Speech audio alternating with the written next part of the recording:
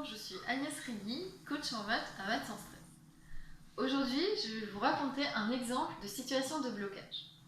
Il s'agit d'un élève de seconde qui vient d'avoir un cours sur les repérages dans le plan, les coordonnées des points et en particulier les coordonnées du milieu de deux points. Pendant son devoir surveillé, on lui pose l'exercice suivant. On lui donne A et B, deux points, repérés par leurs coordonnées dans un repère, et on lui demande de calculer les coordonnées de C, qui est le symétrique de A par rapport à B. Alors là, blocage. Il ne sait absolument pas quoi faire. Pourtant, il connaît son cours et il a tous les outils en main, tous les outils mathématiques. Mais il ne sait pas s'en servir. C'est exactement comme s'il avait une belle boîte à outils et on lui demande de planter un clou et puis il ne sait pas quoi faire.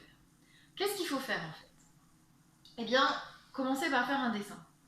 Parce que ça ne donne pas la réponse. Attention, un dessin, ça ne vaut pas pour donner une réponse, mais ça donne une idée.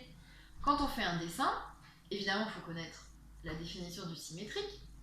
On voit que le point B, je crois que c'est ce que j'ai dit, est le milieu de A et C.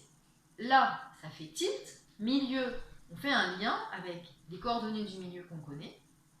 On utilise la formule. Bien sûr, il faut connaître la formule, mais ça aussi, ça fait partie des devoirs de l'élève, on va dire. Donc, il faut écrire la formule, adapter la formule à l'énoncé, remplacer dans la formule tout ce qu'on connaît.